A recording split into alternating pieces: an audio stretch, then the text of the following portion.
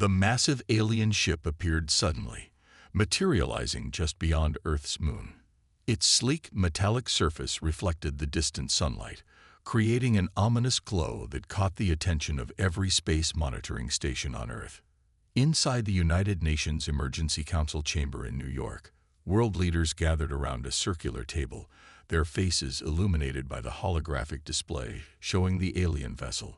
General Robert Thompson stood at the front of the room, his weathered face stern as he addressed the assembly. "Ladies and gentlemen, after decades of wondering if we're alone in the universe, we finally have our answer," he said, gesturing to the image. The vessel is approximately 3 kilometers long and carries energy signatures we've never seen before. The room erupted in worried whispers until a voice came through the speakers. "This is Ambassador Thomas Reed of the Galactic Empire. I request immediate audience with Earth's leadership."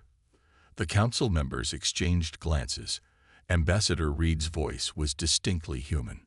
Hours later, in the same chamber, a man in an elaborate uniform stood before them.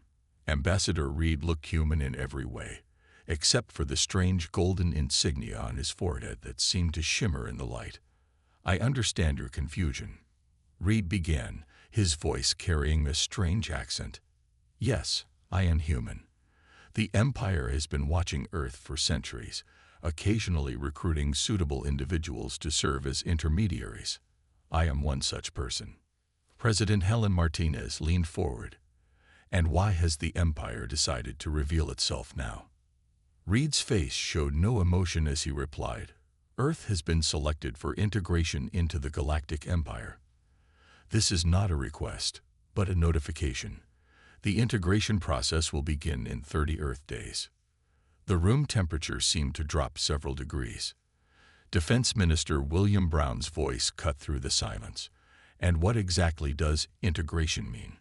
Reed activated a small device, projecting detailed plans into the air. "The Empire will establish control over Earth's resource distribution.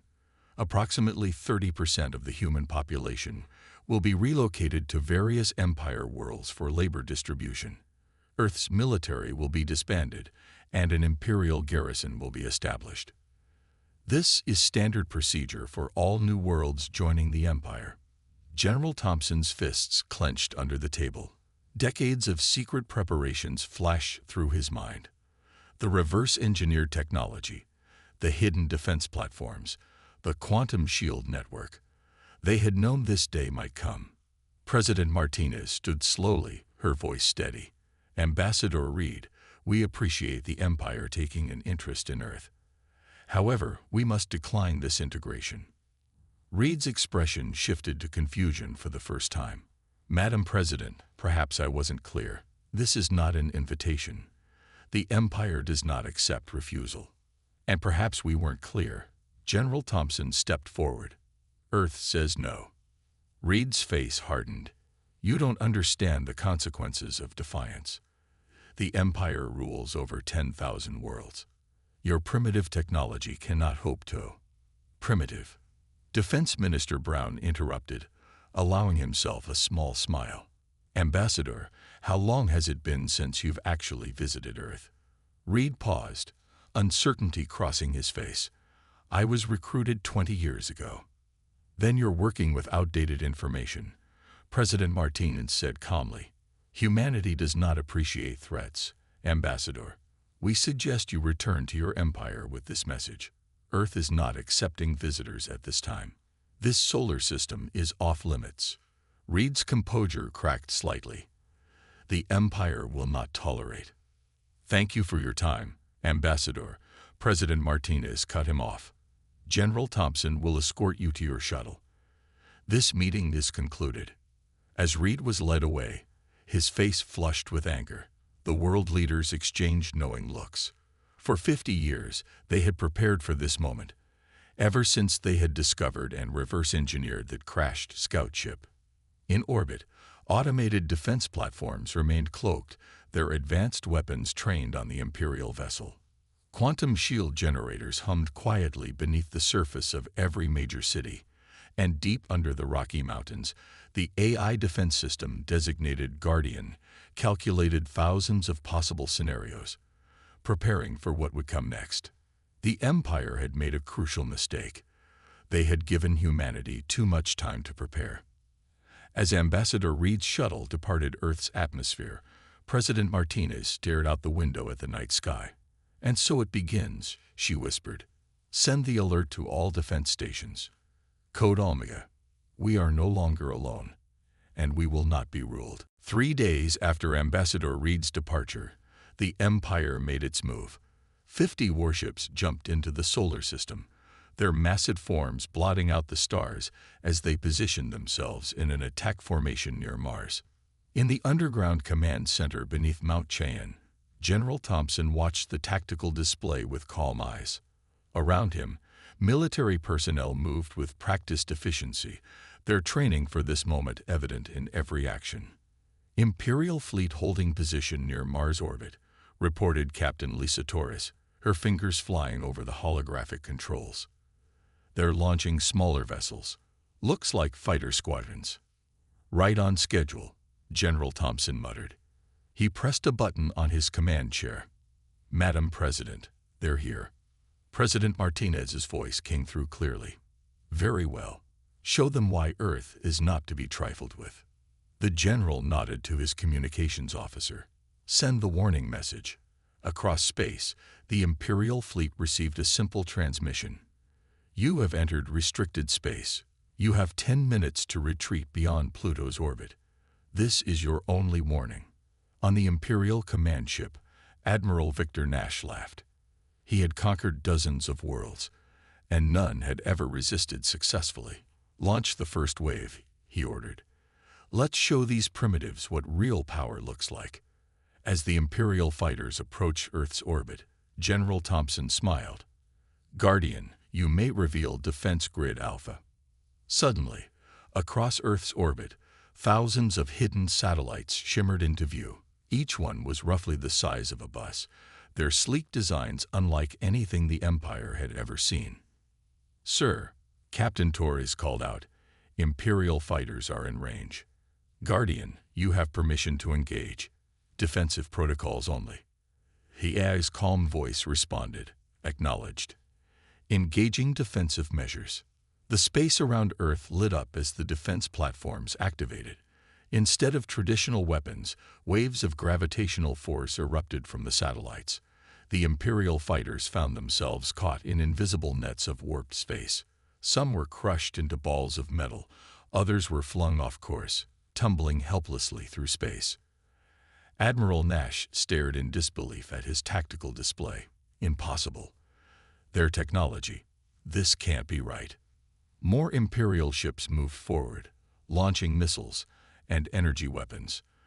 They met Earth's quantum shields, their attacks dissipating harmlessly against the blue-tinted barriers. "Guardian," General Thompson commanded, "demonstrate our point." Target 1 empty Imperial vessel. A single defense platform moved forward. Its surface rippled, and a beam of dark energy lanced out. The targeted Imperial ship didn't explode. Instead, it simply ceased to exist, the space where it had been briefly folding in on itself before returning to normal. Panic spread through the Imperial fleet. Their sensors couldn't explain what they had just witnessed. Admiral Nash's voice shook as he ordered, "Fall back. All ships, emergency retreat." But Earth wasn't finished with its demonstration. As the Imperial ships turned to flee, they found their engines wouldn't respond. Guardian had created a localized field that prevented their faster-than-light drives from activating. "Admiral Nash," General Thompson's voice came through on all Imperial channels. "We could destroy your entire fleet right now. But unlike the Empire, we prefer not to waste lives. Watch carefully." The defense platforms rearranged themselves, forming a massive three-dimensional grid. Energy flowed between them, creating a visible network of power that surrounded the Imperial fleet. "This is a small sample of human innovation." President Martinez's voice joined the transmission. "We've had 50 years to study and improve upon the technology from your crashed scout ship. 50 years to prepare for this moment. The energy grid pulsed once, and suddenly the Imperial fleet found themselves transported, appearing instantly just beyond Pluto's orbit. Admiral Nash's hands trembled as he received one final message. Consider this your first and last demonstration. Earth and its entire solar system are forbidden to the Empire. We will defend our independence with everything we have. Do not test us again. As the Imperial fleet retreated into deep space, chatter exploded across their communication channels. How had Earth advanced so quickly? What was that technology they had witnessed? And most importantly, what else were the humans hiding? Back in the command center, General Thompson looked at the now empty tactical display. Guardian, status report. All systems functioning at optimal levels, the AI responded. 0 casualties on either side. Demonstration completed successfully. President Martinez's voice carried a note of satisfaction. Well done, everyone. But this is just the beginning. The Empire won't take this humiliation lightly. Let them come, General Thompson said quietly. We'll be ready. In the gleaming Imperial capital city on the planet Centris, the High Council chamber was filled with angry voices. 12 council members sat around a massive holographic table, watching recordings of their fleet's humiliating retreat from Earth. Impossible, shouted Council Member Rogers, another human who had joined the Empire years ago. How did they advance so quickly? Earth was a primitive world just 50 years ago. Grand Investigator Peter Miller stood before the council, his gray uniform marking him as head of Imperial Intelligence. We have discovered something disturbing, he said, activating a new hologram. 50 years ago, one of our scout ships crashed on Earth. We assumed it was destroyed, but we were wrong. The hologram showed grainy images of a partially damaged Imperial scout ship being transported to an underground facility in what appeared to be the American desert. This is where everything changed, Miller continued. And the man responsible was this person. The hologram shifted to show an old photograph of a younger man in a military uniform, Admiral Jack Wilson, then a junior officer. He led the reverse engineering project that would change Earth's destiny. In a secret bunker beneath the Nevada desert, the now elderly Admiral Wilson sat in his wheelchair, surrounded by screens showing the latest Imperial communications that Guardian had intercepted. Despite his age, his mind was as sharp as ever. They finally figured it out, he said to General Thompson, who stood nearby. Took them long enough. Should we be concerned? Thompson asked. Wilson laughed, the sound echoing off the metal walls. Concerned. Bob, do you know what the Empire's biggest mistake was? He wheeled himself to a large screen showing the original scout ship's designs. They thought we would just copy their technology. Back in the Imperial capital, Miller continued his report. Initial analysis suggested Earth would simply recreate our technology, standard procedure for developing worlds. But look at this. He showed sensor readings from the recent battle. They didn't just copy our tech, they completely reinvented it. The council members leaned forward, studying the data. Where Imperial ships used standard fusion drives, Earth's platforms used gravity manipulation. Where the Empire relied on plasma weapons, Earth had developed something entirely new with their dark energy technology. They had 50 years, Miller explained.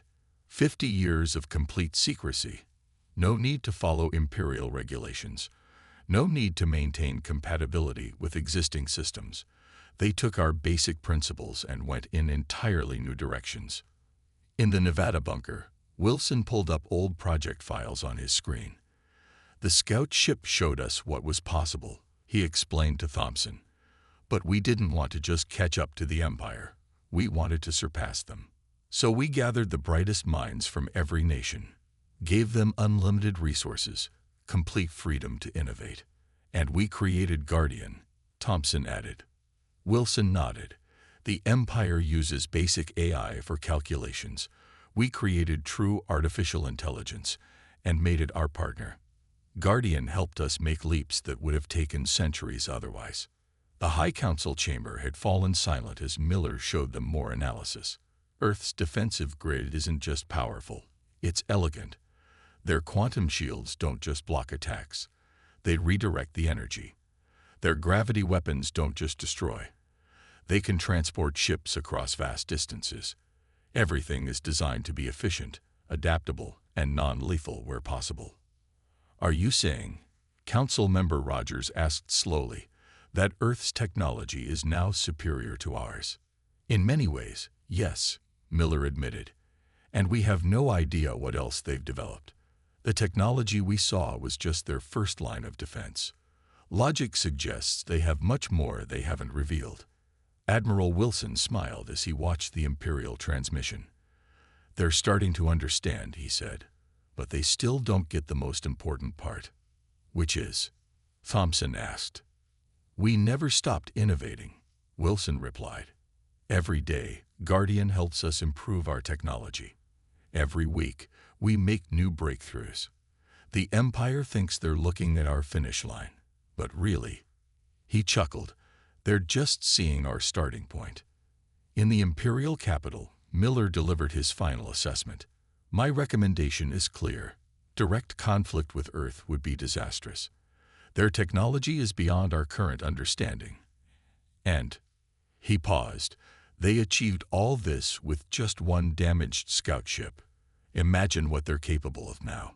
The council chamber erupted in worried discussions. For the first time in its long history, the Galactic Empire faced a force it couldn't simply overwhelm. And somewhere in Earth orbit, Guardian continued its work, watching, learning, and preparing for whatever would come next. Agent Mark Stone stood in a crowded New York subway station, looking like any other businessman heading home after work. No one would guess he was an Imperial spy, surgically altered to hide the Empire's modifications. His mission was simple: infiltrate Earth's defense network and find its weaknesses. In his earpiece, a voice whispered, "Target approaching. Remember, she has level 7 security clearance at the defense facility." The target was Dr. Anna White, a lead scientist working on Earth's defense systems. Stone had spent weeks studying her routine. Today, he would make his move. But as he stepped forward, a strange feeling made him pause. The station's security cameras seemed to track his movement. The digital advertisements flickered oddly as he passed. Inside the Guardian Control Center, hundreds of screens showed different parts of the city. The AI had been watching Stone since he arrived on Earth 3 weeks ago. Another one, said Captain Lisa Torres, monitoring Guardian's feeds. That's the 3rd Imperial agent this month. Guardian, General Thompson asked, what's your assessment? The AI's calm voice responded, Agent Mark Stone. Imperial intelligence, enhanced with biomodifications and neural implants. Current mission, attempting to compromise Dr. White's security clearance. Should we arrest him? Negative, Guardian replied. This presents an opportunity. Stone followed Dr. White onto the subway train, taking the seat nearby. Everything was going according to plan. He activated his neural implant, preparing to scan any electronic devices she might be carrying. Suddenly, his implant crackled with static. On every screen in the subway car, a message flashed for a split second. We see you, Agent Stone. His heart raced. It had to be a coincidence. He forced himself to stay calm, but then his phone vibrated. The message showed an image of himself, taken just moments ago, with text below, "Would you like to know the truth about the Empire?"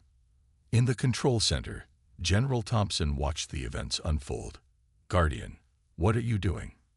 Agent Stone's neural patterns show unusual characteristics, the AI explained. Unlike other Imperial agents, he displays significant emotional response when observing Earth families and communities. He questions his loyalty to the Empire. You're trying to turn him? Torres asked, surprised. Correct. His psychological profile suggests he would be more valuable as an ally than an enemy. Stone got off at the next station, his hand shaking. More messages kept appearing on his phone. Did you know the Empire destroyed your home village when you were recruited? They told you your family died in an accident. That was a lie. We can show you proof. He ducked into a quiet corner, his mind racing. How did they know these things? His memories of home were fuzzy. The Empire had told him it was a side effect of his enhancements. A final message appeared. Coffee shop across the street. Back booth. Time to learn who you really are. In the booth sat General Thompson himself, holding 2 cups of coffee. Please, sit down, Agent Stone. Or should I use your real name? David Carter from New Hampshire. Stone's head throbbed. That name, it sparked something in his memories. The Empire's neural blocks are breaking down, Thompson explained kindly. They always do, eventually. Guardian detected the fractures in your programming weeks ago. How? Stone struggled to speak. How did you know? The same way we detected your arrival. The same way we've spotted every Imperial agent. Guardian doesn't just protect our skies. It watches, learns, and understands. Even Imperial neural technology can't hide from an AI that evolved beyond the Empire's understanding. Thompson slid a small device across the table. This will show you everything. Your real past. What the Empire did to your family. The truth about their recruitment program. In orbit, the Imperial stealth ship waiting to extract Stone received an encrypted message. Agent Stone has been compromised. Mission failed. But Stone didn't send that message. Guardian did, imitating his neural signature perfectly. By now, the Empire would be marking him as lost, erasing his access to their networks. Back in the coffee shop, Stone stared at the device. His Imperial training screamed at him not to trust it. But something deeper, something human, made him reach for it. "Welcome home, David," Thompson said quietly as Stone activated the device. "Let's talk about how we can help others like you." In the control center, Captain Torres watched the scene. "Do you think he'll help us?" Guardian's response was immediate. Probability of cooperation, 94.3%. The Empire's greatest weakness isn't their technology. It's their belief that they can control human nature itself. And as Stone watched the truth of his past unfold on the small device, tears rolled down his face. The Empire had taken everything from him. Now, he would help Earth make sure they never did the same to anyone else. The Imperial Trade Ministry building on Centris gleamed in the morning sunlight as High Minister John Black made his announcement. As of today, all trade routes to the Sol system are closed. Earth will learn that defying the Empire has consequences. Within hours, hundreds of Imperial trade ships changed their routes, avoiding Earth's solar system entirely. The Empire expected Earth's economy to collapse within months without access to galactic trade networks. They were wrong. In Houston's Space Manufacturing Center, massive automated factories hummed with activity. Dr. Anna White stood beside General Thompson, watching the production lines through reinforced windows. "They thought we'd panic," she said, gesturing to the complex machinery below. "They don't understand that we haven't needed their trade routes for years." Giant 3D printers created entire spaceship sections using materials mined from asteroids. Quantum fabricators assembled complex devices atom by atom. Everything Earth needed, Earth could make.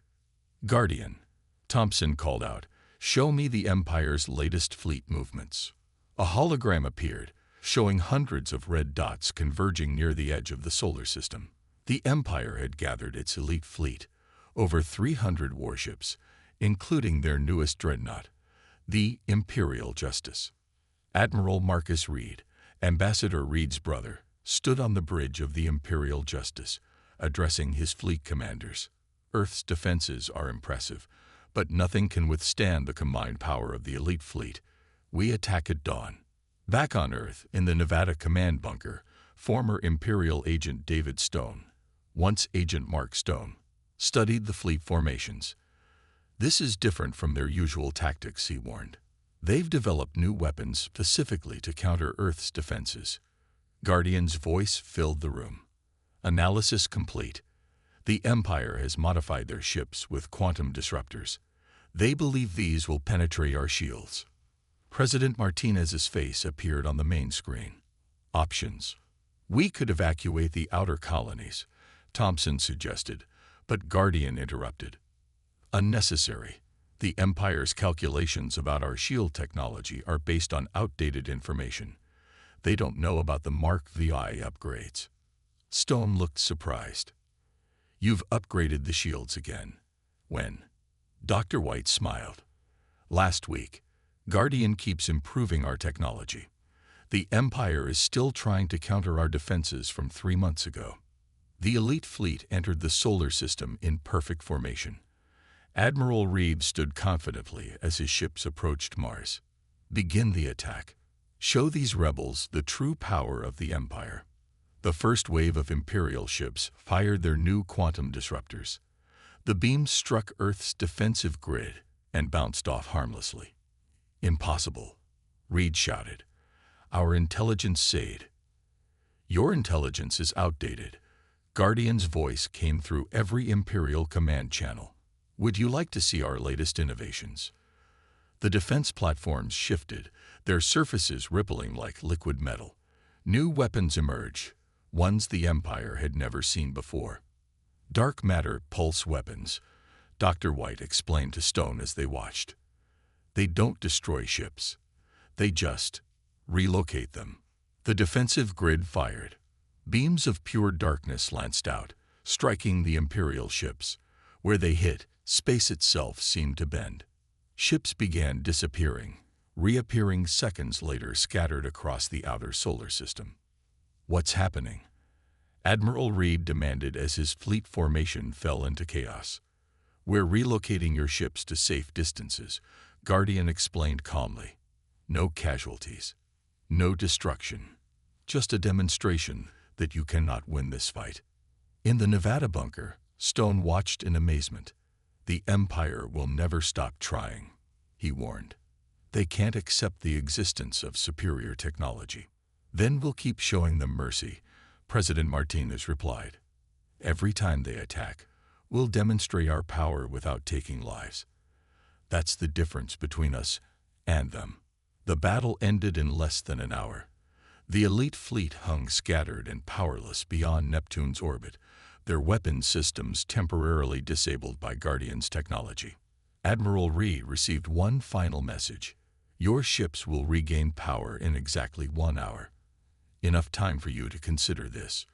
We could have destroyed your fleet. Instead, we chose to protect lives, even yours. Return to Centris. Tell them what you witnessed here. Earth doesn't want war, but we will never surrender our freedom. As the Imperial ships limped away, Dr. White turned to General Thompson. They'll be back, won't they? Thompson nodded. Yes. But next time, they'll face even stronger defenses. Guardian, start working on Mark VI upgrades. Already begun, the Eye replied. The Empire must learn that every time they escalate, they'll find Earth has already moved 2 steps ahead. The Imperial diplomatic ship approached Earth with its weapons powered down and shields lowered. On board, Grand Diplomat Richard Mason fought to keep his composure. The Empire had never negotiated from a position of weakness before.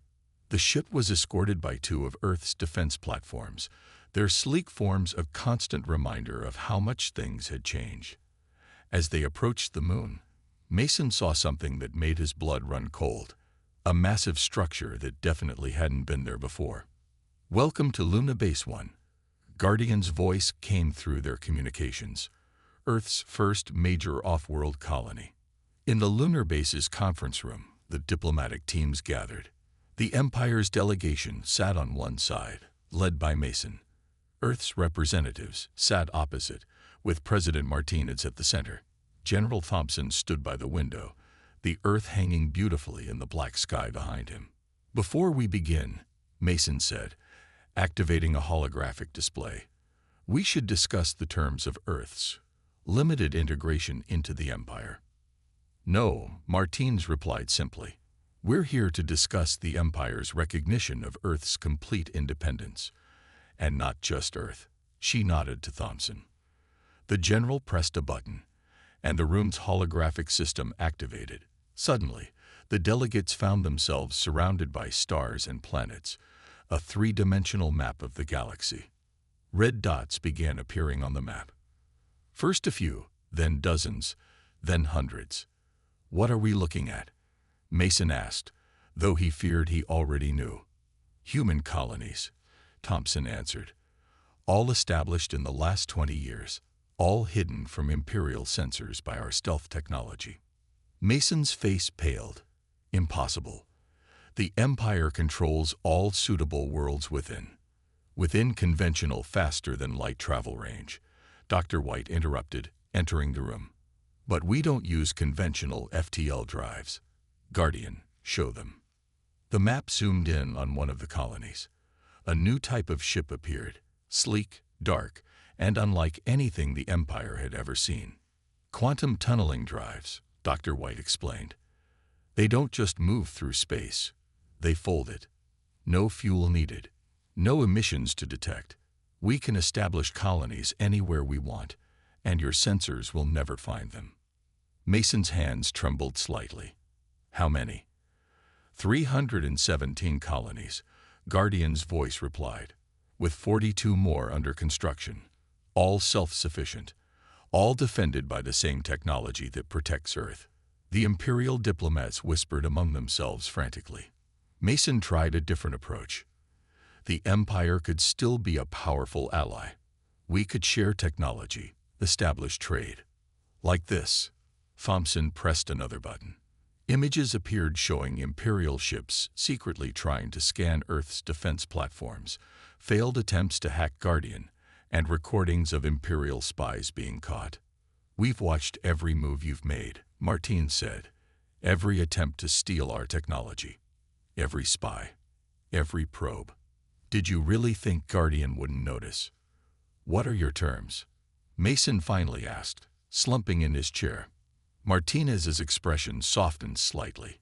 "We don't want to be your enemies. We just want to be left alone. Here are our conditions." A document appeared in front of each Imperial delegate. 1.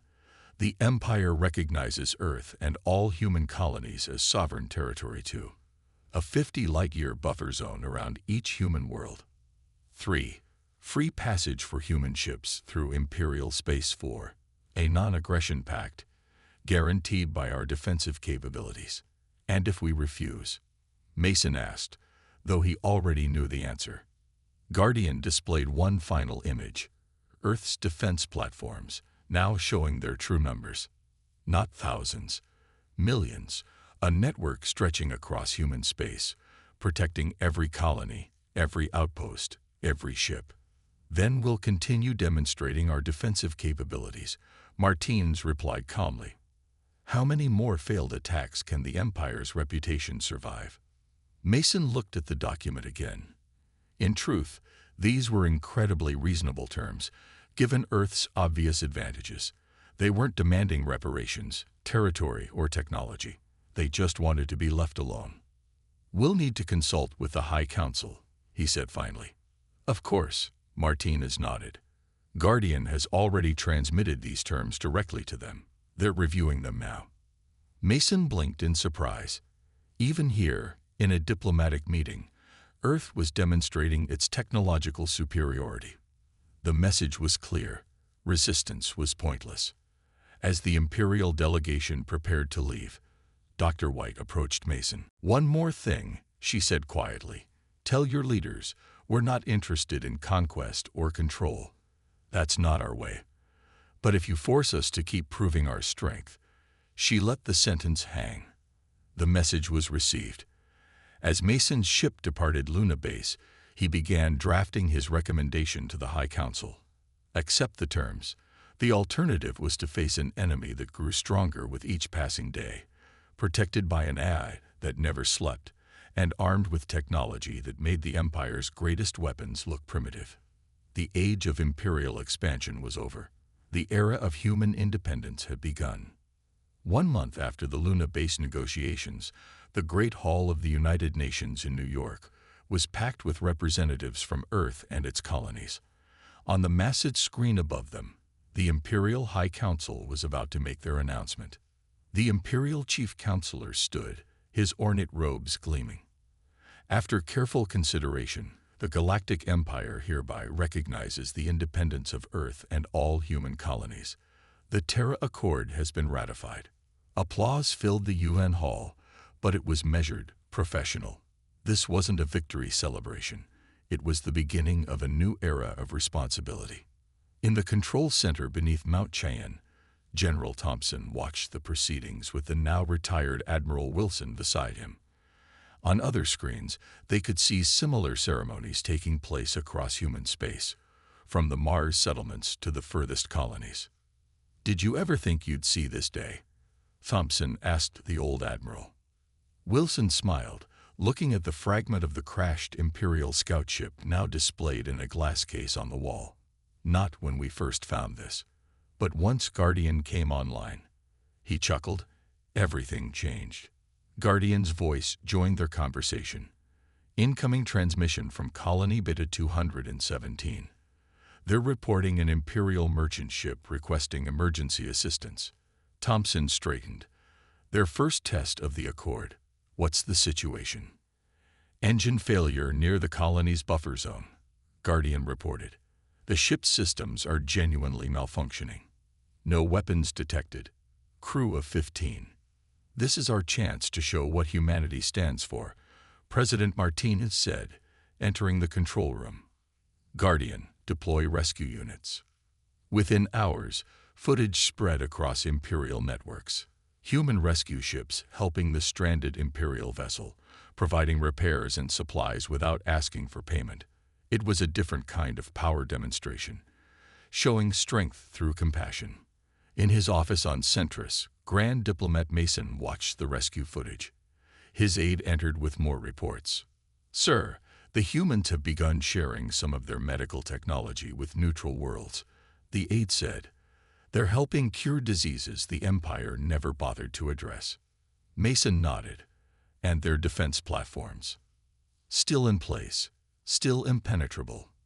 But they're also using them to protect merchant ships from pirates, even Imperial merchants who request assistance." On Earth, Dr. White was conducting a tour of the Houston Space Manufacturing Center for representatives from neutral worlds. "Our quantum fabricators can create medicine, food, building materials, anything needed for a colony to thrive," she explained. "We're offering this technology to peaceful worlds who wish to be self-sufficient." The implications were clear. Earth wasn't just protecting its independence. It was showing the galaxy a different way to exist. Not through conquest and control, but through innovation and cooperation. In the Nevada bunker, David Stone led a support group for other former Imperial agents who had broken free from their conditioning. "The Empire took our memories, but they couldn't take our humanity," he told them. "Now we can help others understand the truth." Guardian continued its work, constantly improving Earth's defenses while also developing new technologies to help colonies thrive. But it had evolved beyond its original purpose, becoming something the Empire couldn't understand. An AI that valued human life and freedom above all else. 1 year after the Terra Accord, President Martinez stood at the UN podium, addressing not just Earth, but all human colonies across space. "The Empire expected us to become like them. Conquerors, rulers, takers of worlds. Instead, we chose a different path. Our technology doesn't just protect us. It protects those who cannot protect themselves. Our knowledge isn't hoarded, but shared with those who would use it wisely. Our strength isn't in our weapons, but in our humanity." In orbit, Earth's defense platforms glinted in the sunlight. Beyond them, ships from neutral worlds arrived daily, seeking trade, knowledge, and alliance with the humans who had done the impossible, who had said no to an empire, and backed it up with innovation instead of aggression. Admiral Wilson, watching from his wheelchair, summed it up best. "We didn't just ban the Empire from Earth. We showed the galaxy that their way of doing things, through force and fear, is outdated. The future belongs to those who choose to protect, to help to grow." And somewhere in deep space, an Imperial scout ship passed a human defense platform. But instead of scanning for weaknesses, it transmitted a simple message. Thank you for the safe passage. The platform's response was equally simple. You're welcome. Safe travels through human space. A new age had begun. Earth had not just won its freedom. It had changed the rules of the game entirely. The end.